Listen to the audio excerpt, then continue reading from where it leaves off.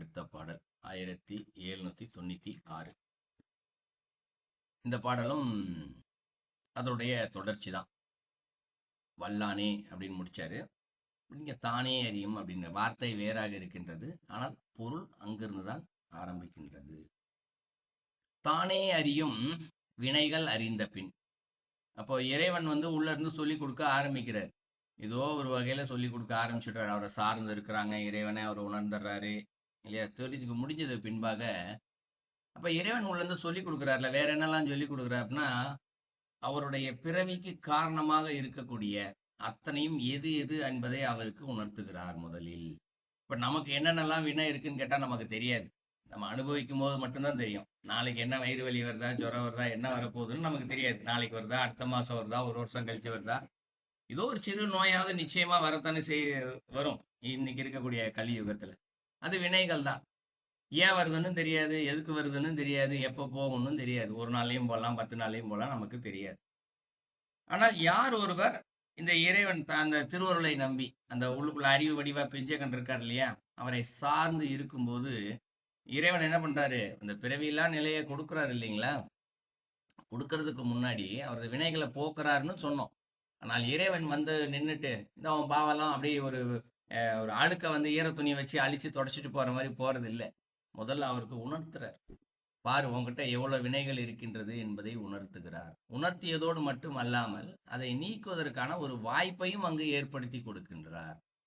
அதனாலதான் நம்ம அடிக்கடி நான் கொண்டு வருகின்ற உதாரணம் அப்பர் தான். இங்கே அவருக்கு இல்லாத சோதனையா அவ்வளவு சோதனைகளையும் கடந்து நிற்கிறார். ஏன்னா அவருக்கு தெரியும் இதெல்லாம் நம்முடைய சோதனைகள், இறைவன் நம்ம இதை அனுபவிக்க வச்சு நம்முடைய பாவங்களை போக்குகின்றார் என்று தெரிந்தபடியால் அவர் எல்லாத்துக்கும் அமைதியா இருக்கார். ஒரு இடத்துல கூட கோவப்படல. என்னப்பா உன்னையதான் எப்ப பார்த்தாலும் கும்பிட்டுக்கிட்டே இருக்கான், கோயிலுக்கெல்லாம் போய் இவ்வளவு வேலை செய்யற நீன்னு எனக்கு மட்டும் இந்த மாதிரிலாம் சோதனை கொடுக்குற அப்படின்னு அவர் கேட்கல. இப்ப திருஞான சம்பந்தர்லாம் பார்த்தோம்னா தங்க பல்லக்கில் வச்சு கூட்டு போவாங்க. சின்ன பையன் தான், இவரே பல்லக்க வேற தூக்கிட்டு போவார். ஒரு நாள் கூட அவர் மனசார கேட்கல. அவருக்கெல்லாம் தங்க பல்லக்கில் கூட்டு போற, அவரும் உனக்கு பாட்டு தானே பாடுறாரு, நான் உனக்கு பாட்டும் பாடுறேன் வேலையும் செய்யறான், என்னைய கூட்டு போறியானின்னு அவருக்கு எண்ணம் வரல. ஏன்னா அவருக்கு தெரியும் தனக்கு என்ன வினைகள் இருக்கின்றது என்று. ஸோ அதைத்தான் இங்க சொல்றாரு, தானே அறியும் வினைகள் அறிந்த பின். ஸோ முதல்ல என்ன பண்றாரு இறைவன், அவர்களுக்கு அறிவு கொடுத்தாரு இல்லையா, அந்த அறிவை வச்சு அவர்களுக்குள் இருக்கக்கூடிய வினைகள் உனக்கு என்னென்னலாம் இருக்கு அப்படின்னு தெரிஞ்சிக்க வைக்கிறாரு முதல்ல. அப்ப தெரிஞ்சுக்கிறார் அவர். இப்ப நமக்கு தெரியல, ஆனால் அவர்களுக்கு தெரிந்து விடுகின்றது. அறிந்த பின் நானே அறுதி என் நந்தி அறியும் கோன். இது 2வது அடியில சொல்றாரு. கொஞ்சம் கஷ்டம் அந்த அடியை புரிஞ்சுக்கிறது.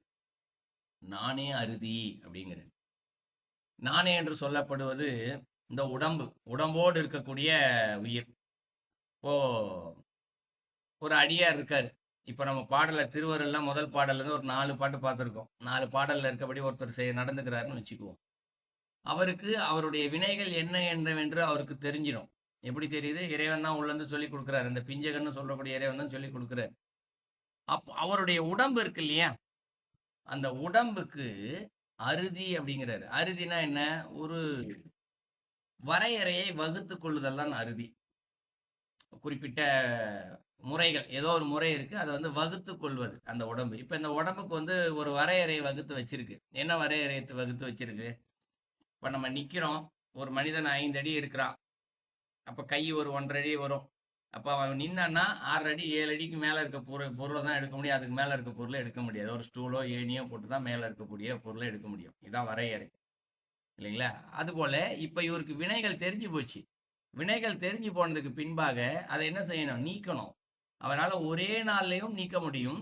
ஆனால் இறைவன் ஒரே நாள்ல நீக்கிற முடியும், இறைவனால ஒரே நாள்ல. ஆனா இவருக்கு அது கால கணக்கீடு தெரியும். இவ்வளவு வினைகள் இருக்கா, சரி ஓகே, இத்தனை நாளில் இந்த வினைகளை நாம் நீக்கி விடலாம். 1 வருஷத்துலயும் நீக்கலாம், 5 வருஷத்துல நீக்கலாம். ஒரு வரையறை அந்த இடத்துல அந்த உடலுக்கு என்று வகுத்து வைக்கிற இருக்குது. அத என் நந்தி அறியும் கோன் அப்படின்னு சொல்றாரு. என் நந்தினா யாரு இந்த இடத்துல? இப்ப உள்ள இருந்து இறைவன் சொல்லி கொடுத்துட்டே இருக்காரு பிஞ்சகனாக இருந்து. இப்ப இறைவனே இங்க பிஞ்சகனா இருந்து சொல்லி கொடுக்குறாருன்னா அவர் தான் குரு. இங்க நந்தி என்றாலே குரு தான். இறைவன் உள்ள இருந்து எப்போதான் சொல்லி கொடுக்குறாரோ அவர் தான் நந்தி. உள்ள இருந்து சொல்லி கொடுக்குறாரோ வெளியில இருந்து சொல்லி கொடுத்தாலும் சரி, அவர் நந்தி. அப்ப அந்த உடம்பிற்கு என்னென்னலாம் இந்த இடத்துல வரைமுறை இருக்கிறது, அதாவது வரைமுறை வகுத்து கொள்றதுக்குன்னா என்னென்ன நோய் இருக்கிறது, உடல் வழியாக என்னென்னலாம் வினைகளை தீர்த்து கொள்ள வேண்டும், இதெல்லாம் இறைவன் நந்தி என்ன பண்றாரு, இறைவன் உள்ளிருந்து இருக்கக்கூடிய குருவிற்கு அவருக்கு தெரியும். அவர் தான் என்ன பண்றாரு, இவருக்கு சொல்லி கொடுக்கின்றார். உனக்கு இவ்வளவு வினைகள் இருக்கு, இன்னைக்கு இவ்வளவு வினையை தீர்த்துக்கோ, நாளைக்கு இவ்வளவு வினையை தீர்த்துக்கோ, அடுத்த வாரம் இவ்வளவு வினையை தீர்த்துக்கோ, இது எல்லாத்தையும் சொல்லி கொடுக்குறார். இதை மட்டும் சொல்லி கொடுக்கல, இறைவனுக்கு இதை மட்டும் சொல்லிக் கொடுக்கல. ஒரு பக்கம் வினைகளை பாவத்தை நீக்குவதற்கு ஒரு பக்கம் சொல்லி கொடுத்துக்கிட்டே இருக்காரு. இன்னொரு பக்கம் அவர் ஒரு ஏதோ ஒரு சாதகம் செய்யறாரு இல்லையா, தானம் செய்யறாரோ, தர்மம் செய்யறாரோ, தியானம் செய்யறாரோ, ஏதோ ஒன்று, அதையும் அங்க இறைவன் சொல்லி கொடுத்துக்கிட்டே இருக்காரு. ரெண்டுத்தையுமே உள்ள இருந்து சொல்லி கொடுத்துக்கிட்டே இருக்காரு.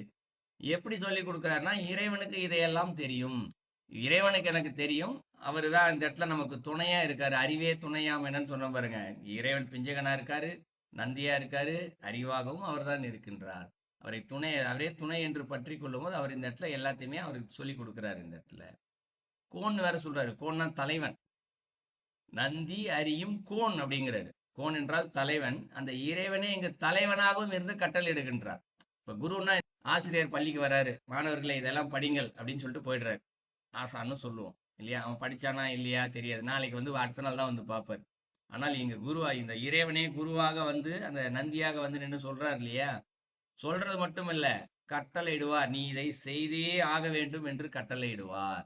ஒரே வார்த்தை தான் கோன் என்று சொல்லப்படுவது, ஆனால் அதற்குள்ளே நிறைய பொருள் இருக்கு. இவரை இந்த இந்த நிமிடங்களுக்குள் இதை நீ செய்தே ஆக வேண்டும் என்று உள்ளிருந்து கட்டளையிடுவார்.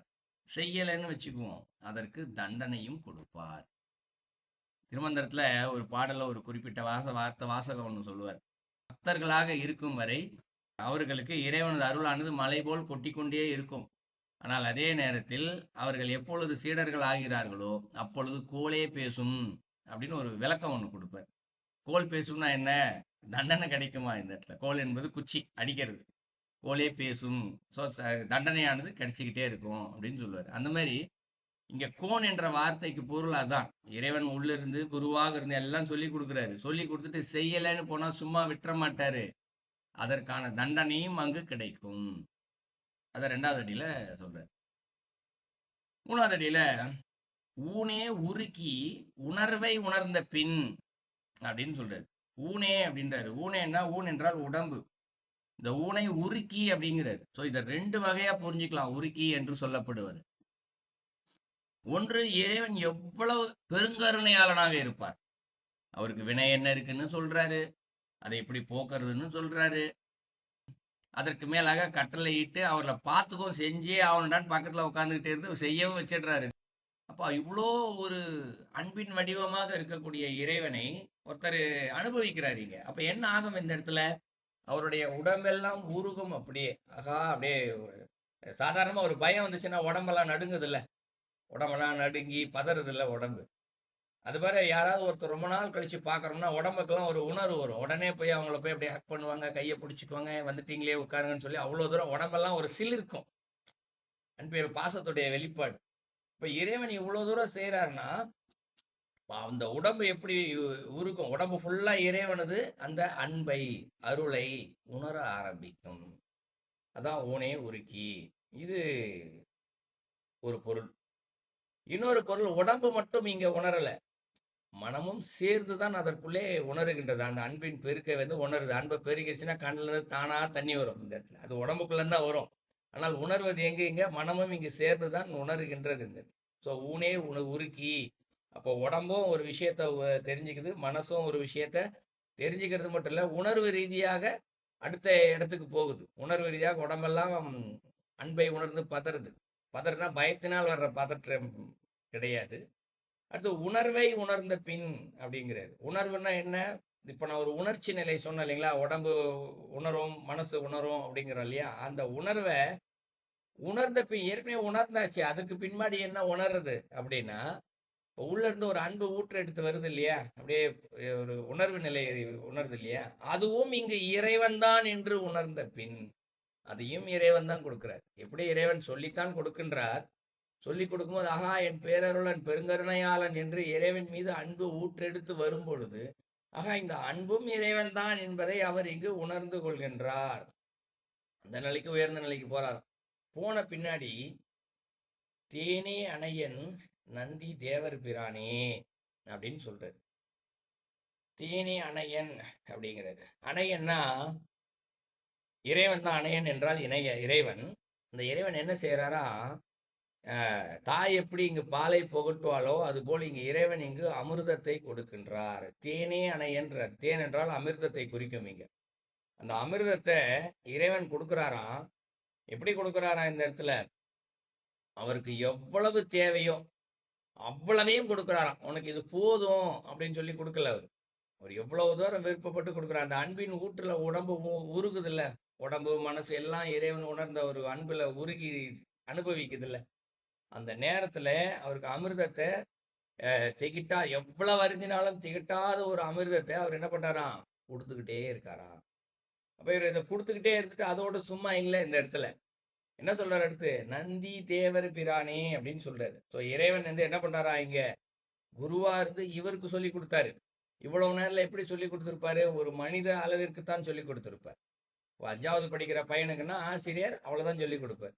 காலேஜ் போற பையனுக்குன்னா மேலாக அதற்கு மேலான அறிவை சொல்லி கொடுப்பார். இன்னும் யூனிவர்சிட்டிலாம் போயிட்டோம்னா அதற்கும் மேலான அறிவை சொல்லி கொடுப்பார் ஒரு ஆசிரியர் இல்லையா. அது போல இறைவன் உள்ள இருந்து இப்ப என்ன சொல்லி கொடுத்துட்டு இருக்காரு, நீ ஏண்டாப்பா இங்க இந்த பிறவிக்கு பிறந்த, உனக்கு என்ன வினைகள் இருக்கு, ஸோ வினை என்னன்னு காமிச்சு கொடுத்து அதை போக்குவதற்கான வழிகளை சொல்லி கொடுத்து எல்லாம் இறைவன் இவ்வளவு நாள் ஒரு பாடத்தை சொல்லி கொடுத்தாரு. இப்ப என்ன செய்யறாரு, இப்போ அந்த இறைவனை உணர்ந்த பின்பாக அமிர்தத்தையும் கொடுத்து இப்ப தேவர்களுக்கெல்லாம் என்ன சொல்லி கொடுப்பாரோ, இப்ப நமக்கு சொல்லி கொடுக்குற பாடம் வேற, தேவர்களுக்கு சொல்லி கொடுக்குற பாடம் வேற, அமரர்களுக்கு சொல்லி கொடுக்குற பாடம் வேற. இவங்க தேவர்கள் அமரர்கள்னா இப்ப அவங்களும் முழுசே இறைவனை தெரிந்து வைத்திருக்கிறார்கள், உணர்ந்துதான் வைத்திருக்கிறார்கள். ஆனால் இறைவனோடு இரண்டரை கலந்து விட்டார்களா என்றால் இல்லை. அவர்கள் முக்தி அடைந்து விட்டார்களா என்றால் இல்லை. அவர்களும் எப்படி இங்க ஒரு ஜீவராசி இருக்கு, இங்க ஒரு புலி, சிங்கம், பூனை, நாயின்னு பல ஜீவராசிகள் இருக்கு. உயிர் தான், மனுஷனும் ஒரு ஜீவராசி, ஆனா மேலான உயிர் மனித உயிர் இந்த உலகத்துல இல்லையா. அதுபோல நீங்க பிரபஞ்சத்துலன்னு எடுத்துக்கிட்டா நம்மையோட மேலானவர்கள் தேவர்கள், நம்மையோட மேலானவர்கள் அமரர்கள், அப்படி புரிஞ்சுக்கலாம். அப்ப அவர்களுக்கு சொல்லி கொடுப்பதை எல்லாத்தையுமே இறைவன் என்ன பண்றாராம், அடுத்து அவருக்கு சொல்லி கொடுக்க ஆரம்பிக்கின்றார். ஸோதான் 4வது சொல்றாரு தேனே அணையன். ஸோ அவருக்கு திகிட்டாத ஒரு தேனையும் அமிர்தத்தையும் கொடுத்து அவர்களுக்கு துணையாகவும் இருந்து, நந்தி குருவாகவும் இருந்து, தேவர் பிரானின்னு சொல்றாரு. தேவர்களுக்கெல்லாம் தலைவன், நமக்கு எப்படி தலைவனாக இருந்து சொல்லி கொடுத்தாரோ, நமக்கு கோன் என்ற ஒரு வார்த்தையை பயன்படுத்தியிருந்தார் இல்லையா, நமக்கு எப்படி தலைவனாக இருந்து சொல்லி கொடுத்தாரோ அது போல தேவர் பிரானே. பிரான் என்றால் தலைவன் தான், எங்க உள்ளுக்குள்ள இருந்து இருக்கக்கூடிய தலைவன் தான் பிரான். அவருக்கு தேவர்களுக்கு சொல்லிக் கொடுப்பது போல நமக்கும் இங்க சொல்லிக் கொடுப்பார். இது 4வது அடியில சொல்றார். ஸோ 4 அடிக்கும் சேர்த்து பொருள் பார்த்தோம் என்றால், இந்த இறைவனை யார் ஒருவர் தனக்குள் உணர்ந்து கொண்டாரோ, இறைவனை சார்ந்து இருக்கின்றார்களோ, அவர்களுக்கு என்னென்ன மாதிரியான வினைகள் இருக்கின்றது என்பதை அவர்களுக்கு காட்டி கொடுப்பார் இறைவன், உணர வைப்பார், உணர்த்துவார். உணர்த்தியதோடு மட்டுமல்லாமல் அதை அனுபவிப்பதற்கான ஒரு சூழ்நிலையும் அங்கு உருவாக்கி கொடுத்து, முறைப்படி இந்த உலகத்திற்கு என்ற ஒரு தர்மம் இருக்கும், அதன்படி அதை அனுபவி என்று அவர்களுக்கு சொல்லி கொடுத்து, ஒரு குருவாக இருந்து அதையும் சொல்லி கொடுத்து, அவர் செய்கின்ற சாதனைகளுக்கும் மேலான நிலைகளை சொல்லி கொடுத்து, தலைவனாக இருந்து கட்டளையிட்டு சொல்லியும் கொடுக்கின்றார், அருகிலேயே இருக்கின்றார். இப்படிப்பட்ட இறைவனை அங்கு உணர்ந்த, ஏன்னா இறைவன் சொல்லி கொடுத்துட்டே இருந்தானா வினைகள் போக ஆரம்பிச்சுக்கிட்டே இருக்கும். வினைகள் போக போக போக மாயையெல்லாம் விலகிடும். அப்போ வினைகள் இல்லாத நிலையில் இறைவனும் பக்கத்திலே உட்கார்ந்துட்டு இருக்காருன்னா எப்படி ஒரு ஆனந்த நிலை இருக்கும். அந்த ஆனந்த நிலையை, அந்த உணர்வு நிலையை அன்பு உள்ளந்து இறைவனை உணர ஆரம்பிக்கும். உடம்பு மனம் முழுமையா உணரும். அப்படி உணரும் பொழுது அந்த அன்பே இறைவன் தான் என்பதை அவர் தெரிந்து கொள்வார். அதை தெரிந்து கொண்ட பின்பாக இறைவன் அவருக்கு அமிர்தத்தை ஊட்டுகின்றார், கொடுக்கின்றார். அமிர்தத்தை கொடுத்து அதை அவர் முழுமையாக சுவைத்து கொண்டிருக்கின்றார். இன்னொரு நிலையில் தேவர்களுக்கெல்லாம் தலைவனாக இருக்கக்கூடிய அந்த இறைவன் குருவாக இருந்து இவருக்கு மேல் மேலும் பலவற்றையும் சொல்லிக் கொடுக்கின்றார். அந்த பாடலுடைய கருத்து. வணக்கம் ஐயா. சொல்லுங்க ஐயா. எனக்கு அந்த கடைசி பாட்டு அவ்வளவு பெருசா விளங்கையில, அது இந்த திருவருளைப்பு அது எப்படி இந்த இதுக்கும் இந்த வினைகள் இல்லாம செய்து நாங்கள் புண்ணியங்களை செய்து அருளை சேமிக்க வேணும். அருளை சேமித்தால் தான் அந்த வினைகள் அரும். அப்ப அந்த அருள் சேமிக்கிறது. இப்ப கடைசி பாடல்ல அப்ப நம் தேவர் இப்ப அது என்ன எனக்கு விளங்கல இந்த கடைசி பாட்டு. நாங்கள் எப்படி அதாவதுங்க ஐயா, இந்த திருவருள் வைப்பு பாடலை பொறுத்தவரை நம்ம இப்போ வந்து பார்த்தீங்கன்னா ஒரு 5 பாட்டு பார்த்துருக்கோம். 5 பாட்டையுமே தனித்தனியா படிச்சோம் அப்படின்னா சுத்தமா புரியாது. முதல் பாட்டு வேணா கொஞ்சம் புரிஞ்சிடும். அதற்கு அடுத்த பாடல் முழுமையாக புரியாது. உதாரணத்துக்கு நீங்க ஒரு கதை புத்தகம் படிக்கிறீங்க. சரிங்களா? புத்தகம் படித்துக்கொண்டே இருக்கும். நடுவுல இருக்கக்கூடிய ஒரே ஒரு பேப்பரை மட்டும் தனியா எடுத்துட்டு படிச்சுட்டு, எனக்கு இந்த கதையே புரியலன்னு சொன்னா எப்படி இருக்கும்? ஸோ அதுபோலத்தான் இந்த திருவருள் வைப்பு. நீங்க முதல் பாடலிலிருந்து சரியா கேட்டு எல்லாத்தையும் ஒன்றோடு ஒன்று பொருத்தி பார்த்தால் மட்டும்தான் நமக்கு சரியாக புரியும். ஏன்னா மீதி இருக்கக்கூடிய எல்லா அநேகமான தலைப்புகள்ல இப்படித்தான் இருக்கு. திருமந்திரம் ஒரு கதை போல ரொம்ப சொல்லிக்கிட்டே வருவார். உங்களுக்கு தெரியும். எங்க முடிச்சிருக்காரோ அங்கிருந்து தான் ஆரம்பிப்பாரு. வார்த்தை தொடர்ச்சி இருக்கும். பட் இந்த பாடல வார்த்தை தொடர்ச்சியில கருத்து தொடர்ச்சி இருக்கு. ஸோ ஒரு கதை போல அது நீங்க முதல் பாடல் புரிஞ்சா தான் 2வது பாடல் புரியும். 2வது பாடல் புடிச்சாதான் 3வது பாடல். அதாவது 3யும் சேர்த்து பார்த்தா தான் முதல் இருக்க 2 பாட்டையும் சேர்த்து புரிஞ்சா தான் 3வது பாட்டு புரியும். மேல இருக்க 3 பாட்டை புரிஞ்சுக்கிட்டா தான் 4வது பாட்டு புரியும். மேல இருக்க 4 பாட்டை புரிஞ்சுக்கிட்டா தான் 5வது பாட்டு புரியும். சரிங்களா? அதனால நீங்க மேல இருக்கக்கூடிய பாடல்களையும் கொஞ்சம் புரிஞ்சுக்க முயற்சி செஞ்சாதான் இந்த பாடல் புரியும். நீங்க பேசும்போது ஒரு வார்த்தை சொன்னீங்க, அருளெல்லாம் நிறைய சேர்த்து வச்சுக்கிட்டா தான் வினை போகும் அப்படின்னு ஒரு வார்த்தையை சொன்னீங்க. இப்ப இந்த பாடல்ல சொல்லப்பட்ட கருத்து வந்து அருளை சேர்த்து வச்சுக்கோங்கன்னு அவர் சொல்லலை இந்த இடத்துல. எல்லா பொருளையும் இறைவனது திருவருள் இருக்கு. அதை ஒரு குறிப்பின் வழியாக தெரிந்து கொள்ளுங்கள். அதை தான் சொல்றாரு அந்த இடத்துல. இப்ப நீங்க ஒரு கண்ணாடி போட்டிருக்கீங்கன்னா கூட இந்த கண்ணாடி என்ன ஆகுது? ஏதோ ஒரு வகையில உருமாறிக்கிட்டே தானே இருக்கு. இல்லைங்களா? அப்ப இந்த கண்ணாடிக்குள்ள கூட இறைவனது திருவருள் இருக்கின்றது. அந்த திருவருள் தான் என்ன செய்யுது? இந்த கண்ணாடி இல்லாம பார்த்தா கொஞ்சம் மங்களா தெரியும். இப்ப இந்த கண்ணாடியை போட்டு பார்த்தா நமக்கு ரொம்ப தெளிவா தெரியுது. நம்ம என்ன நினைச்சிட்டு இருக்கோம்? கண்ணாடி அதனுடைய வேலையை செய்கிறது. நான் காசு கொடுத்து வாங்கியிருக்கேன். அதனால இது என் கண்ணாடியில போட்டு எல்லாமே நல்லா தெரியுது அப்படின்னு நினைச்சுக்கிட்டு இருக்கோம். ஆனால் அதற்கு பின்னே பாருங்கள். ஒரு அறிவை இறைவன் கொடுத்திருக்காரு இங்க. உன் கண்ணு சரியா தெரியல, கண்ணை போய் செக் பண்ணு, கண்ணாடியை வாங்கு, இதை போடு. இப்ப இறைவனது திருவருள் வழியாக இந்த பொருளுடைய தன்மை என்று ஒன்று இருக்கின்றது. கண்ணாடியில ஒரு தன்மை இருக்கு இல்லையா? அது என்ன தன்மை? ஒரு ஆற்றல் ஒன்று இருக்கு. அது இறைவனது திருவருள் தான் அந்த ஆற்றல். அந்த திருவருளின் வழியாக இந்த கண்ணாடியிலிருந்து நம்ம தெளிவா பார்க்கிறோம். அப்ப இந்த இது ஒரு பொருளாக கண்ணாடியாக பார்க்காமல் இதற்குள்ளே இறைவனது திருவருள் இருக்கின்றது என்று நாம் உணர்ந்து செயல்பட்டால், இப்ப காலைல இருந்து நைட் வரைக்கும் செயல்படுறோம். ஒரு கண்ணாடிக்கு மட்டும்தான் நம்ம உபயோகம். இதுக்கு நடுவில் நீங்க பேப்பர் எடுப்பீங்க, பேனா எடுப்பீங்க, எழுதுவீங்க, தண்ணி குடிப்பீங்க, இவ்வளோ வேலை சாப்பிடுவீங்க, இவ்வளோ வேலை செய்வீங்க. சாப்பிடுற பிளேட்ல இறைவனது திருவருள் இருக்கு, தண்ணி குடிக்கிற கிளாஸ்ல இறைவனது திருவருள் இருக்கு, எழுதுற பேனால திருவருள் இருக்கு, எழுதுற பேப்பர்ல திருவருள் இருக்கு. இப்படி ஒவ்வொரு பொருளையும் திருவருள் இருக்கின்றது என்று முதல்ல ஒரு பாவனை தான் செய்ய முடியும். ஏன்னா நம்ம எல்லாம் ஒரு குறிப்பிட்ட ஒரு தன்மையோட வளர்ந்துட்டோம். என்ன சொல்லி கொடுத்தாங்களோ அப்படியே வளர்ந்துட்டோம். ஒரு விஷயம் இருக்குன்றதே நம்ம தெரிஞ்சிக்காம இருந்துட்டோம் இத்தனை வருஷத்துல. இப்பதான் திருவருள் தலைப்பு மூலமா திருமருள் நமக்கு உணர்த்துறாரு. அப்ப இந்த ஒரு பாவனை பண்ணும்போது ஒரு நாளைக்கு இந்த பொருளெல்லாம் இறைவனது திருவருள் இருக்கு அப்படின்னு சொல்லி நமக்கு என்னைக்கு தெரியிறோமோ அப்பதான் இறைவன் வந்து நமக்கு சொல்லி கொடுக்கிறாரு. உனக்கு இவ்வளவு வினை இருக்கு, இதெல்லாம் போக்குறதுக்கான வழி இது, இதெல்லாம் போக்கிக்கோ அப்படின்னு சொல்லி கொடுக்கிறாரு. அதன் வழியாகத்தான் இங்கு வினைகள் செல்கின்றது. சரிங்களாயா? இந்த தலையங்கத்தை தானே வைப்பில் இடுதல். இப்ப திருவருள் வைப்பு என்றால் திருவருள வைப்பில் இடுதல். அப்படி திருவருள் வைப்புன்றது வைப்பில் இடுதல. ஏற்கனவே அது இருக்கின்றது என்று பொருள். இப்போ நம்ம பேச்சு வழக்கா சொல்லுவோம், ஒரு தண்ணி பாட்டில் அங்க வையி அப்படின்னு. அப்ப என்ன பொருள்? அந்த இடத்துல தண்ணி பாட்டில் இல்லைன்னு அர்த்தம். கொண்டு வந்து வச்சதுக்கு அப்புறம் தான் அங்க இருக்கும், இல்லைங்களா? ஆனால் இங்க வைப்பு என்பது எப்பொழுது ஒரு பொருள் உருவாக ஆரம்பிக்கின்றதோ அதற்குள்ளாக அதற்கு முன்பாக வைக்கப்பட்டு இருக்கிறது. இப்போ உதாரணத்துக்கு நம்ம கரு உற்பத்தியில பார்ப்போம், ஒரு உயிர்கள் பிறக்குது அப்படின்னா எப்போ அதுக்குள்ள உயிர் போச்சு? சமீபத்தில் கூட ஒரு வகுப்புல யாரோ கேள்வி கேட்டிருந்தாங்க.